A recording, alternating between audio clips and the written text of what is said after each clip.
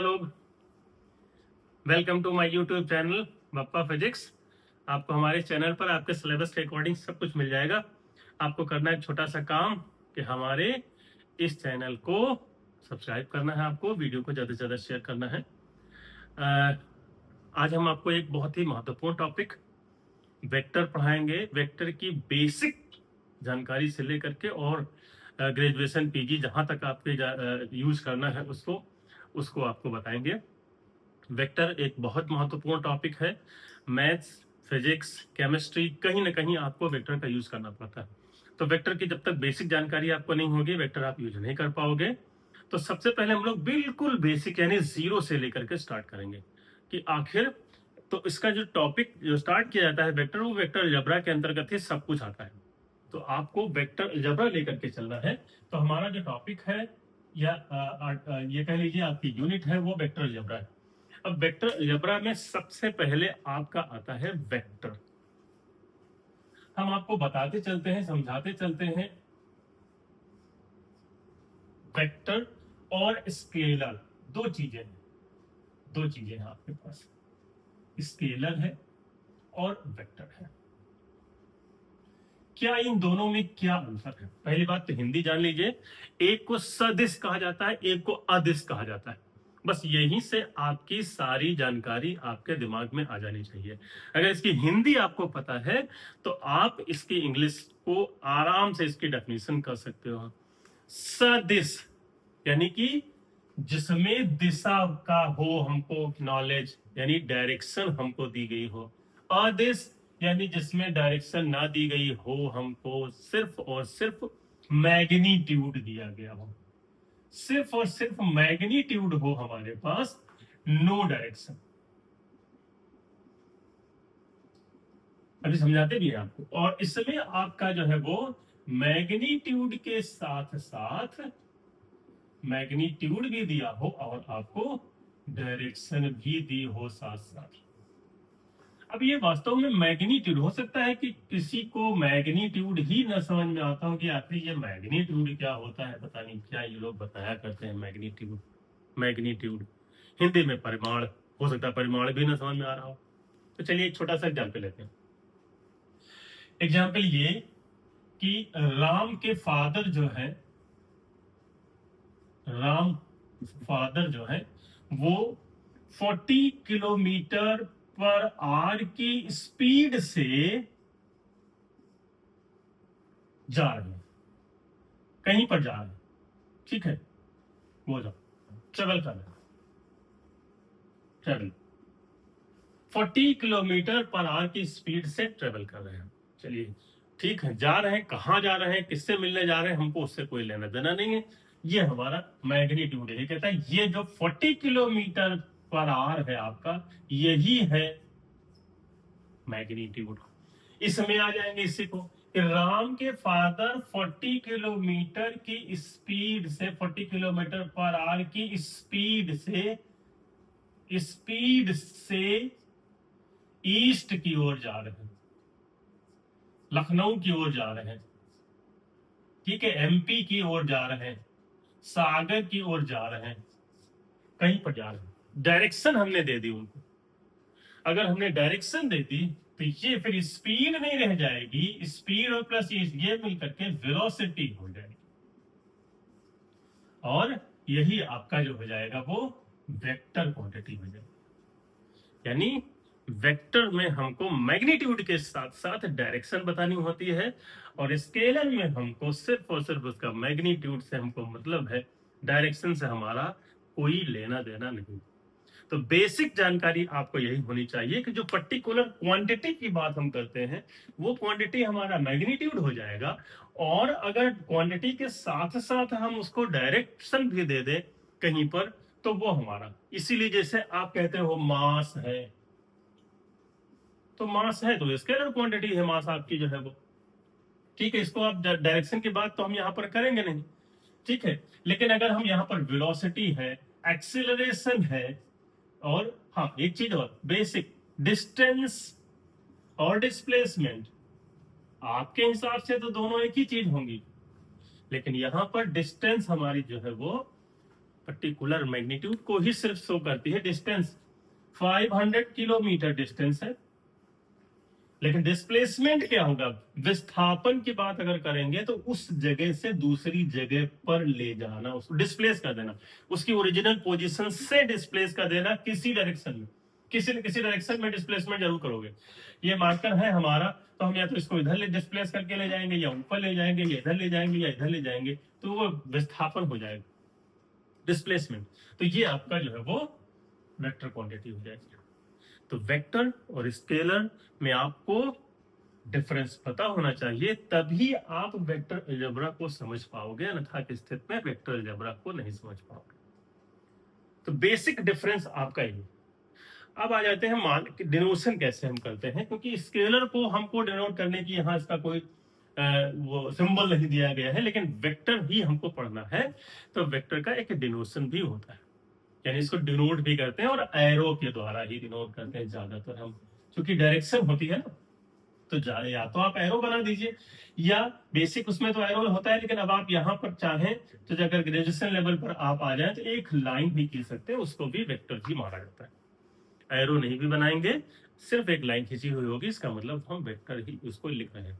यानी कि मान लिया आपके पास कोई क्वांटिटी या कोई ए है, कुछ ए है, कुछ भी, और अगर इसके ऊपर हमने ये लाइन खींच दी तो ये वेक्टर ए कहलाएगा। सिंपल अगर ए लिखा हुआ है तो ये स्केलर है।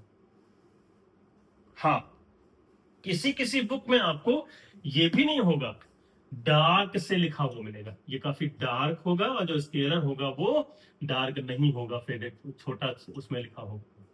तो ये भी आपको ध्यान रखना है। हालांकि आप अपने अकॉर्डिंग करिए कि आप जो भी लिखिए उस पर लाइन खींच दीजिए और या एरो लगा दीजिए, बड़ी अच्छी बात। यानी कि एक लाइन को अगर हमने इस तरीके से किया तो इस लाइन का मतलब हो गया कि हम डायरेक्शन बता रहे हैं, किसी जो है किसी के जाने की या कुछ भी करने की, किसी को ले जाने की डायरेक्शन को हम शो कर रहे हैं। तो जैसे इसमें कोई क्वांटिटी ऐड कर दोगे आप, वही वेक्टर क्वांटिटी हो जाएगी हमारी। तो ए हमारा वेक्टर क्वांटिटी हो गई, ठीक है। अब कोई वो नहीं है आपका, ए हो गया, बी हो गया, सी हो गया, डी हो गया, ई हो गया, किसी पर आप वेक्टर लगा दीजिए तो वेक्टर हो गया वो। अब यहां पर बात आती है कि वेक्टर के बाद इसका एक और टर्म होता है मैग्नीट्यूड या मॉड जिसे कहते हैं। तो मॉड लिखने का भी एक तरीका है। ए वेक्टर है और इसका अगर हमको मैग्नीट्यूड लिखना है, या जिसको आप मॉड कहते हैं, ठीक है, दोनों तरफ बार लगा दीजिए, दोनों तरफ इस तरीके से लाइन खींच दीजिए, और ये इसको ये भी लिख सकते हैं, ये इसको सिंपल सा लिख सकते हैं। बहुत बड़ा चेंज आता है इसको लिखने से। इसका मतलब ये होता है कि इसके सिर्फ और सिर्फ हम पॉजिटिव वैल्यू ही कंसीडर करते हैं, यानी वैल्यू कुछ भी आ रही हो, पॉजिटिव निगेटिव आ रहे हो, प्लस आ रहा हो, माइनस आ रहा हो, हम उसको प्लस ही लेते हैं, हम माइनस वाइनस से उसका कोई लेना देना नहीं होता। तो मॉड यानी मैग्नीट्यूड अगर लगा है किसी भी वेक्टर में, तो इसका मतलब कि वो एक स्केलर क्वांटिटी हो जाएगी, बस इसीलिए तो है। आप इसका ऊपर से देख लीजिए, इसीलिए तो सिर्फ मैग्नीट्यूड, तो मैग्नीट्यूड का मतलब स्केलर क्वांटिटी। तो मॉड अगर हमने लगा दिया तो वो इस वेक्टर हमारा जो है वो स्केलर बन जाता है। आप देखो, मान लिया आपके पास सारे वेक्टर को आपको अब डिफाइन करना, जो स्केलर की बात यहां पर हम आगे बाद में करेंगे, कि मान लिया आपके पास कोई वेक्टर, यूनिट नॉर्मल वेक्टर की बात कर ले, क्योंकि इसके बाद आपका जो आता है वो एक यूनिट नॉर्मल वेक्टर की बात आती है। तो यूनिट नॉर्मल वेक्टर तब आएगा जब आपके पास वेक्टर का डॉट प्रोडक्ट आपको पता होना चाहिए और वेक्टर का क्रॉस प्रोडक्ट आपको पता होना चाहिए, तभी आप यहां पर बात देखिए। बेसिक डिफरेंस मैं आपको सबसे पहले बता दूं, एक तो ये पॉइंट हो गया, एक तो ये पॉइंट हो गया, और एक सिंपल साइज से लिखा हो, यानी आपके पास a इंटू बी लिखा हो, वही a डॉट बी लिखा हुआ, a क्रॉस बी लिखा हुआ, बहुत बड़ा अंतर है इसमें। इसका मतलब होता है मल्टीप्लिकेशन सिंपल, हालांकि तीनों का मतलब मल्टीप्लिकेशन ही होता है, लेकिन वेक्टर में सब कुछ अलग अलग बदल जाता है। इसका मतलब यहाँ पर सिंपल मल्टीप्लिकेशन, सिंपल मल्टीप्लिकेशन है। कोई हम फॉर्मूला यूज नहीं करेंगे, कुछ नहीं करेंगे, लेकिन इसमें फॉर्मूला हमको यूज करना। कोई दो आपके वेक्टर दिए गए हो ए और बी, और उनका आपको डॉट प्रोडक्ट लिखना हो। डॉट प्रोडक्ट सबसे बेसिक है, क्योंकि डॉट प्रोडक्ट जब तक आपको नहीं आएगा आप कहीं पर कुछ भी आप कर नहीं सकते हो। तो ए डॉट बी की जो वैल्यू होती है वो होती है mod A mod B cos theta, या इसको आप लिख सकते हो A B cos theta, simple सा। ये आपने पढ़ा, बेसिक जानकारी भी है आपको। थीटा जो है वो ए और बी के बीच का एंगल होता है, ये माना जाता है हमारे डॉट प्रोडक्ट में। अब सबसे पहली बात आती है कि आखिर आपसे अगर पूछा जाए कि ए डॉट बी का मतलब क्या है, ए बी का मतलब क्या है, इसमें मीनिंग क्या है? इसका मीनिंग ये है बेटा कि ए और बी एक दूसरे पर, vector A and B are parallel to each other, यानी जो वेक्टर ए और बी हैं वो एक दूसरे से पैरेलल है, यहां पर परपेंडिकुलर नहीं है। एक वेक्टर ये, एक वेक्टर ये, तो ये ए बी अगर हम इनको कहें तो ये परपेंडिकुलर डायरेक्शन में नहीं है, बल्कि ये पैरेलल डायरेक्शन में है। ठीक है, पैरेलल डायरेक्शन का मतलब ये हुआ कि इन दोनों के जो बीच, ये भी आप कर सकते हो, इन दोनों के जो बीच का एंगल है थीटा वो जीरो है। तो अगर थीटा जीरो है तो कॉस थीटा की वैल्यू 1 हो जाएगी, और कॉस थीटा की वैल्यू 1 हो जाएगी तो ए डॉट बी की वैल्यू ए बी के इक्वल हो जाएगी। यानी A dot B A B तब बन जाता है, मैग्नीट्यूड तब बन जाता है उनका जब उन दोनों के बीच का एंगल है जीरो। और अगर आपने कह दिया कि वेक्टर ए और वेक्टर बी हमारे जो है वो परपेंडिकुलर डायरेक्शन में है, तो थीटा जो हो जाएगा 90 डिग्री हो जाएगा, कॉस थीटा की वैल्यू जीरो हो जाएगी, यानी ए डॉट बी जीरो हो जाएगा। ये भी आपसे पूछा जाता है कि कब दो वेक्टर का डॉट प्रोडक्ट जीरो होता है, जब वो दोनों एक दूसरे के परपेंडिकुलर डायरेक्शन में होते हैं। कब दोनों वेक्टर का डॉट प्रोडक्ट हमारा जो होता है वो मैक्सिमम होता है। ठीक है, वैल्यू इनकी मैक्सिमम होती है। देखिए, इस पर भी हो सकता है और जीरो पर भी और 180 पर भी। माइनस में हो जाएगा, डायरेक्शन इधर तो हो जाएगी, बस माइनस चेंज हो जाएगा। और आपका तो ए डॉट बी अगर जीरो आपसे पूछे, ए डॉट बी अगर जीरो तो इसका मतलब ए बी दोनों परपेंडिकुलर एक दूसरे के। ए डॉट बी की वैल्यू अगर ए बी, तो इसका मतलब ए और बी दोनों एक दूसरे के पैरेलल है, यानी हमको मैक्सिमम वैल्यू वो दे रहे हैं। अब आते हैं क्रॉस प्रोडक्ट पर। दो वेक्टर का क्रॉस प्रोडक्ट अगर आपको निकालना हो, क्रॉस माने ये, डॉट मीन्स ये, थोड़ा डार्क करना पड़ेगा आपको इसको बताने के लिए। ठीक है, तो क्रॉस प्रोडक्ट अगर है आपका ए क्रॉस बी, दो वेक्टर का क्रॉस प्रोडक्ट अगर आपको लिखना है तो simple A B sine theta N cap. ये जो एन कैप है हमारा, ये यूनिट नॉर्मल वेक्टर माना जाता है, यूनिट नॉर्मल वेक्टर माना जाता है। ठीक है, और इसको जब हम डिफाइन करते हैं यहां पर कि क्रॉस का, जैसे डॉट में अगर जीरो है तो इसका मतलब ये दूसरे एक दूसरे के परपेंडिकुलर है, और ए डॉट बी का मतलब हुआ कि वो एक दूसरे के पैरेलल, हम उनको ले लेंगे, मैक्सिमम वैल्यू हमको वो दे देंगे। यहां पर क्या हो गया, यहां पर उल्टा है। ए क्रॉस बी का मतलब ये हुआ कि ये जब एक दूसरे के परपेंडिकुलर डायरेक्शन में होंगे तब हमको ये मैक्सिमम वैल्यू देंगे। कैसे, देख लो, यूनिट नॉर्मल को हम ज्यादातर यूनिटी ही लेकर के चलते हैं, तो यहां पर जब सॉल्व करने बैठते हैं हम, तो ये एन कैप को हम यूनिट ले लेते हैं, यूनिट। तो A cross B, A cross B equal to mod A mod B और साइन थीटा। साइन थीटा, या इसको हम ए बी साइन थीटा भी कह सकते हैं।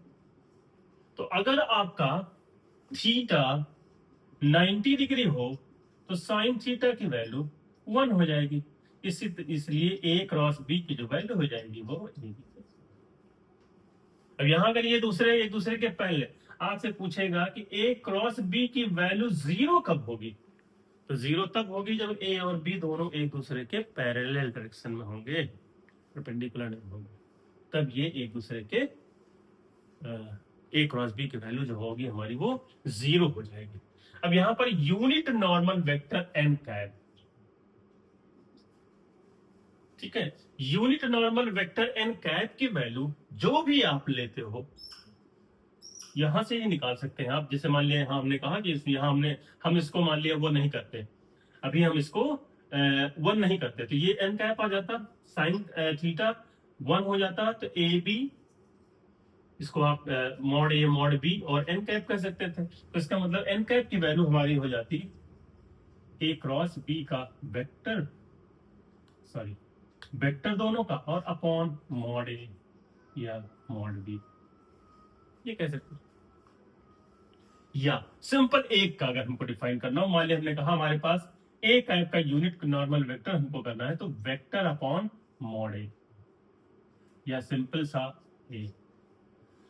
आर कैप की वैल्यू अगर निकालनी हो तो vector R upon mod R, यानी आर अपॉन आर। अभी बताते हैं इसको आगे ये वास्तव में आर क्या होता है, क्योंकि ये बहुत ज्यादा इंपॉर्टेंट है आपका, इसके बगैर आपको कोई क्वेश्चन सॉल्व हो ही नहीं सकता। लेकिन उससे पहले आप जान लीजिए कि हमारे ये जो है और जो कंपोनेंट फॉर्म में है वो वेक्टर क्या होते हैं, कंपोनेंट फॉर्म में भी आप मान लीजिए, इसको पहले जान लीजिए। करते हैं बेसिक, आप जान लीजिए सारे फॉर्मूले आपके इसी पर बेस्ड हैं, सब कुछ आपको जितने भी आपके क्वेश्चंस होंगे वो सब के सब इन्हीं पर बेस्ड होंगे। ये आपको करना होगा।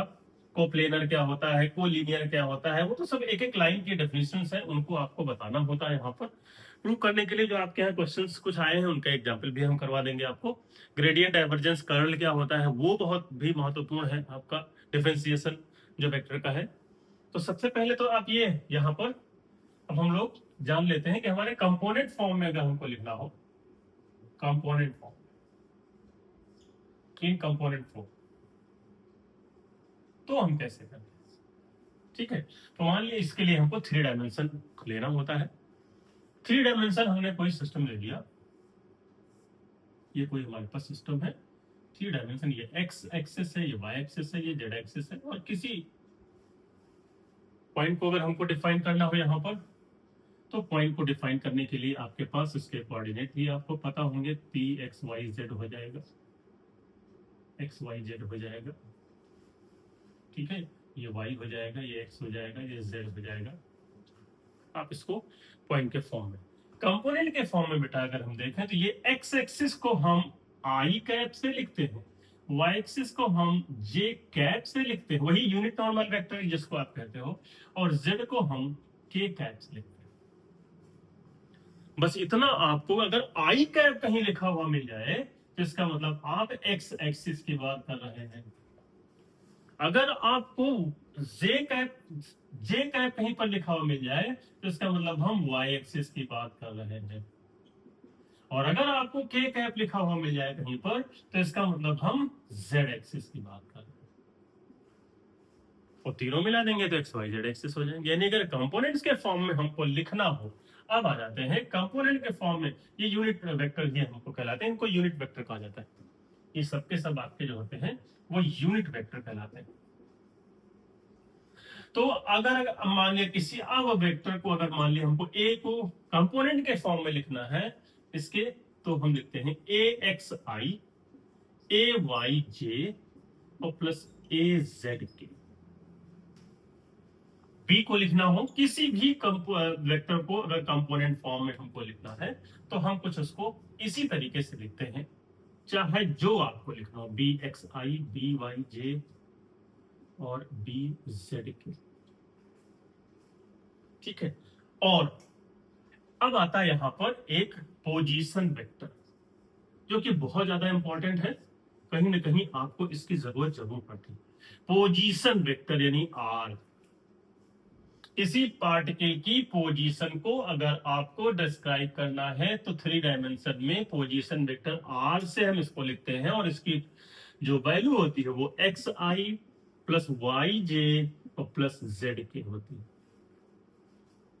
ये पोजीशन वेक्टर की वैल्यू वेक्टर आर की वैल्यू होती है, और यहीं पर अगर हम इसमें मोड लगा दें तो आपको पता होगा इसी की वैल्यू बदल जाती है, और ये हो जाती है X square plus Y square plus Z square. ये मॉड आर या सिंपल सा आर है, magnitude of R vector R, ये उसकी वैल्यू है। बहुत महत्वपूर्ण इसलिए है क्योंकि आगे के जितने क्वेश्चंस हमारे सॉल्व होंगे वो सब इसी पर बेस्ड हैं। अब हम इसके यूनिट वेक्टर्स के कुछ फॉर्मूले हैं उनको भी देख लें, जो डॉट प्रोडक्ट और क्रॉस प्रोडक्ट वाले, वो जरूरी है आपको। अब डॉट प्रोडक्ट हमको अगर लेना, अभी अभी हम लोगों ने इसको डिफाइन किया है। अगर यूनिट नॉर्मल वेक्टर्स के आपके जो डॉट प्रोडक्ट लेना है, नहीं I dot I, J dot J, के डॉट के की वैल्यू होती है 1, और I dot J, J dot के डॉट आई, कुछ भी आप आगे कुछ भी कोई भी इनके अलावा नहीं, सेम क्वांटिटी के अलावा, सेम यूनिट वेक्टर के अलावा और जितने भी ले लेंगे सबके सब 0। ये फॉर्मूला आपका डॉट प्रोडक्ट का है। क्रॉस प्रोडक्ट अगर आप ले लीजिए इन्हीं का, तो आई क्रॉस आई, जे क्रॉस जे, के क्रॉस के की वैल्यू होती है 0। और इसको लिखते समय हमेशा हम ध्यान रखते हैं साइकिल एक बनाते हैं। क्रॉस प्रोडक्ट हमेशा साइकिल बना करके लिखोगे, कभी इसकी वैल्यू गलत होगी ही नहीं। आई, जे और के, अगर एक साइकिल में आप चल रहे हो आराम से आप इसको लिख जाइए कि आई क्रॉस के, आई क्रॉस जे इक्वल्स टू के। लेकिन आई क्रॉस के की वैल्यू अगर लिखोगे आप, आई क्रॉस के की वैल्यू लिखोगे, आपको एंटी इसमें क्लॉकवाइज जैसे ही आप चलोगे वैसे ये माइनस से।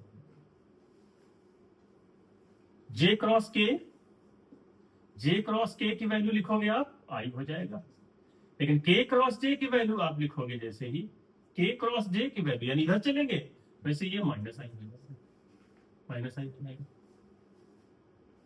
हमेशा इसमें ध्यान रखना है हमको कि जब भी हम डॉट प्रोडक्ट या क्रॉस प्रोडक्ट जब भी हम लिखें 2 यूनिट नंबर, ये साइकिल बना ले, कभी भी आपका ये फॉर्मूला गलत नहीं हो सकता है। और नहीं तो फिर आपका दिक्कत हो जाएगी कि हम लिखें कि आई क्रॉस के अगर हमको लिखना है तो क्या होगा, जे क्रॉस आई लिखना है तो क्या होगा। तो इस तरीके से आपको कंफ्यूजन क्रिएट हो सकता है, लेकिन यहां कंफ्यूजन क्रिएट नहीं होगा। जैसे आप साइकिल बना लोगे आप इन दोनों को आराम से ले सकते हैं। तो ये कंपोनेंट के फॉर्म में, ये डॉट प्रोडक्ट और क्रॉस प्रोडक्ट के फॉर्म में।